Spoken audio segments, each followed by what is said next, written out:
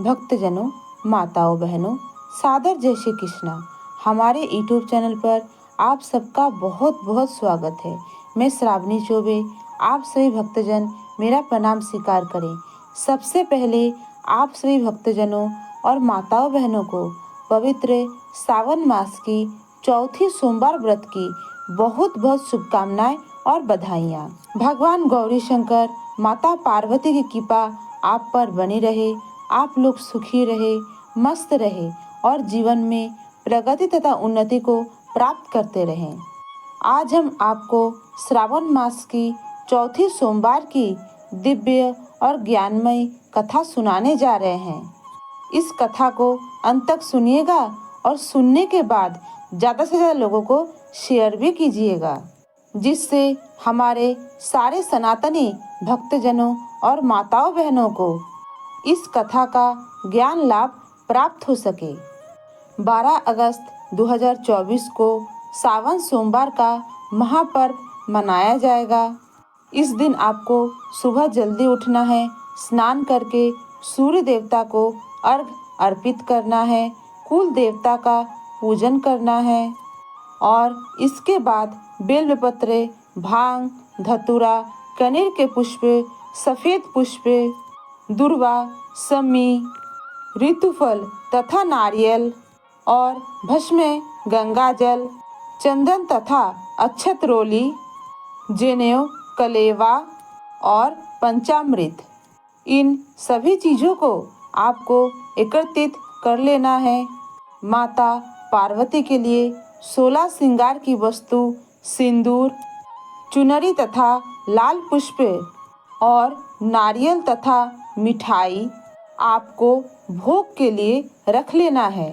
इस दिन आपको लाल, पीले और हरे रंग के कपड़े ही पहनने चाहिए और पुरुष सफ़ेद रंग के वस्त्र पहन सकते हैं। खास करके सावन सोमवार के दिन आपको काले तथा नीले रंग के वस्त्र नहीं पहनना चाहिए। बाबा भोलेनाथ को टूटे हुए बेलपत्र, टूटे हुए चावल और सिंदूर अर्पित नहीं करना चाहिए और सभी भक्तजन और सुहागिन माताएं बहनें और कुंवारी कन्याएं इस दिन संकल्प अवश्य धारण करें, क्योंकि संकल्प के बिना कोई भी व्रत पूर्ण नहीं होता, आरंभ नहीं होता। इस दिन अपने घर के पूजा मंदिर में पूर्व दिशा की ओर मुंह करके बैठे, अपने सामने दिया प्रज्वलित करें और एक लोटा जल रख लें और हाथ में गंगा जल, बिल्वपत्र, अक्षत तथा पीले पुष्प, सफ़ेद पुष्प, दुर्वा, दक्षिणा, पान सुपारी रख लें और 3 बार ओम विष्णवे नमः, ओम विष्णवे नमः, ओम विष्णवे नमः मंत्र का उच्चारण करें। इसके बाद आप बोले, मैं इस स्थान का निवासी हूँ, मेरा नाम यह है, मेरा गोत्र यह है। आज मैं श्रावण मास के चौथे सोमवार का व्रत करने जा रही हूँ या करने जा रहा हूँ। हे देवादिदेव महादेव, हे भोलेनाथ, हे उमापति, आप मुझे पूरी शक्ति और सामर्थ्य प्रदान करें कि मैं पूरे विधि विधान और भक्ति भाव के साथ इस व्रत को कर सकूं और अगर मुझसे जाने अनजाने में कोई भी भूल चूक हो जाए तो मुझे अबोध बालक समझ करके क्षमा कर दीजिएगा। इस प्रकार संकल्प धारण करने से आपका व्रत आरंभ हो जाएगा। इसके बाद आप शिवालय जाकर, मंदिर जाकर पूजन पाठ कर सकते हैं और अगर आपके घर में शिवलिंग है तो आप घर पर ही पूजन पाठ कर सकते हैं या पार्थिव शिवलिंग का निर्माण करके आप पूजन पाठ कर सकते हैं। सावन सोमवार पूजन पाठ विधि का वीडियो हमारे चैनल पर पहले से ही अपलोड है। कृपया उस वीडियो को भी देखें और अपना आशीर्वाद हमें प्रदान करें। इस दिन भगवान भोलेनाथ को शाम के समय पूजा अर्चना करनी चाहिए, उनके मंदिर में दिया बाती करनी चाहिए और उनको आटे का चूरमा का भोग लगाना चाहिए। जो भी भक्तजन माताएं बहनें कुंवारी कन्याएं सावन सोमवार का व्रत करती हैं, उन्हें आटे का चूरमा का 3 भाग करना चाहिए। एक भाग भगवान शिव जी को भोग लगा दे, दूसरा भाग नंदी देवता को तथा बैलों को अर्पण कर दें और तीसरा भाग को प्रसाद रूप में ग्रहण करें। इस दिन संध्या के समय अष्टमी तिथि रहेगी, इसलिए इस दिन भगवान भोलेनाथ के साथ साथ माता पार्वती के भी विशेष पूजन पाठ आप सभी भक्तजनों माताओं बहनों को करना चाहिए। भक्तजनों माताओं बहनों, अब हम आपको श्रावण मास की चौथी सोमवार की दिव्य और ज्ञानमय कथा सुनाने जा रहे हैं। बोलिए भगवान शिव शंकर की जय हो। भक्तजनों, कथा को कभी भी बीच में अधूरा नहीं छोड़ना चाहिए। हमारे सनातन धर्म में ऐसी मान्यता है कि केवल पूजा करके व्रत कथा सुन लेने से भी पूरे दिन व्रत करने का पुण्य फल प्राप्त हो जाता है। एक समय की बात है, किसी नगर में भगवान शिव के परम भक्त एक साधु रहा करते थे। वो दिन रात पूजा अर्चना और भगवान भोलेनाथ की ध्यान में मगन रहा करते थे। उन योगी की एक बूढ़ी माँ भी थी जिनके साथ वो रहते थे। उनकी माँ बहुत बीमार रहा करती थी और वे काशी जाना चाहती थी ताकि वो विश्वनाथ जाकर भगवान शिव जी की गोद में अपना प्राण त्याग सके। बूढ़ी माई ने अपनी यह इच्छा एक दिन अपने योगी पुत्र के समक्ष प्रकट करी। इस इच्छा के अलावा जिंदगी में कभी भी उन्होंने अपने बेटे से कुछ नहीं मांगा था। अब बेटे ने अपनी माँ की यह इच्छा पूरी करना अपना दायित्व समझा, किंतु इतनी दूर माँ को ले जा पाना उन्हें असंभव लग रहा था। रात दिन उनके कानों में उनके बूढ़ी माँ के शब्द गूंज रहे थे, बेटा मुझे काशी ले चल, मैं बूढ़ी हो रही हूँ, मैं वहीं जाकर अपना प्राण त्यागना चाहती हूँ।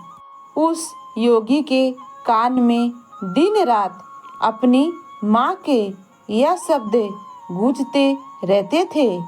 एक दिन उसने अपनी बूढ़ी माँ को अपने साथ लिया और घर में बचा खुचा जो भी खाने को था वो सब लेकर वो अपने बूढ़ी माँ के साथ जंगलों में होता हुआ काशी की लंबी यात्रा पर निकल पड़ा। वृद्ध होने के कारण उसकी माँ का रास्ते में ही स्वास्थ्य बिगड़ गया, तो उन योगी ने अपनी माँ को अपने कंधे पर उठा लिया। इस प्रकार वो अपने काशी की यात्रा पर आगे बढ़ते रहे। कुछ समय पश्चात वो भी अपने आप को कमजोर महसूस करने लगे।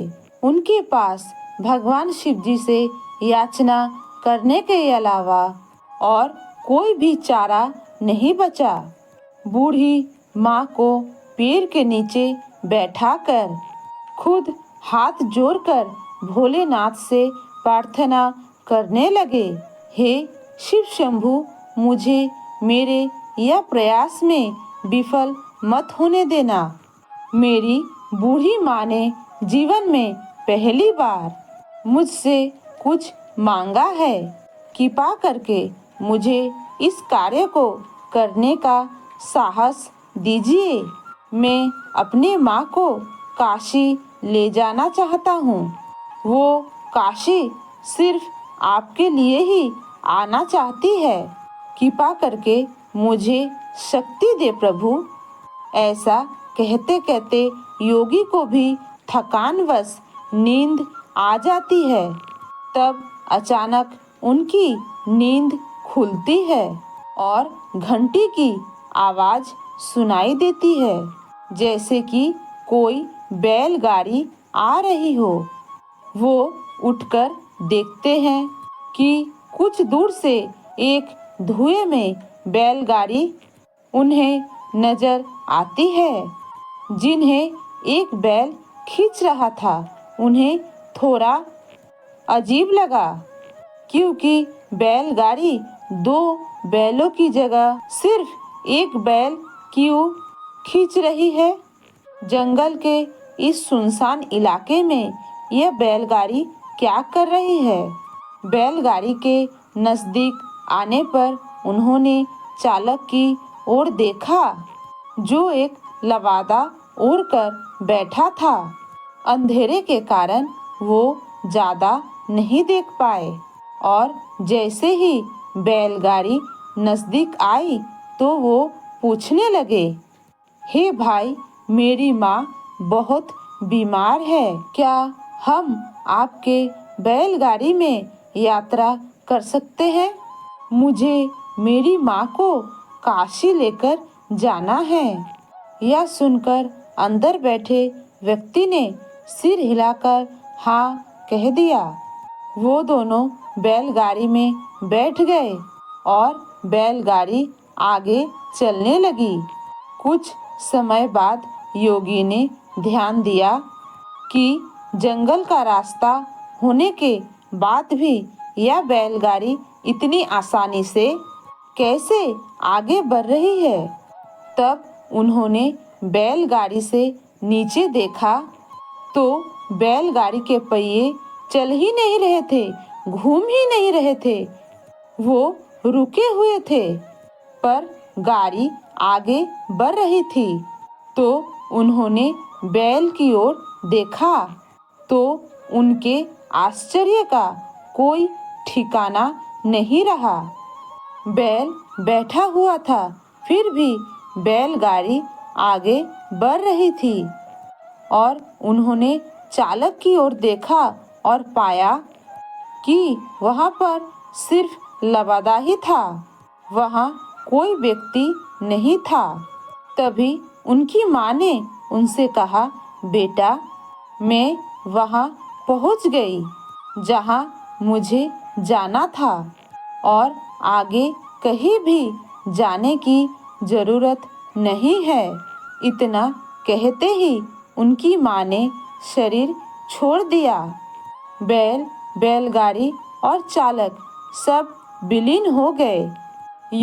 योगी समझ गए कि ये सब भोलेनाथ की माया थी। वो वापस अपने गांव की ओर लौट आए। गांव के लोगों ने सोचा, ये इतनी जल्दी कैसे लौट आया? ये अपनी माँ को काशी नहीं ले गया? यह साधु अपनी माँ को कहीं जंगल में छोड़ आया है।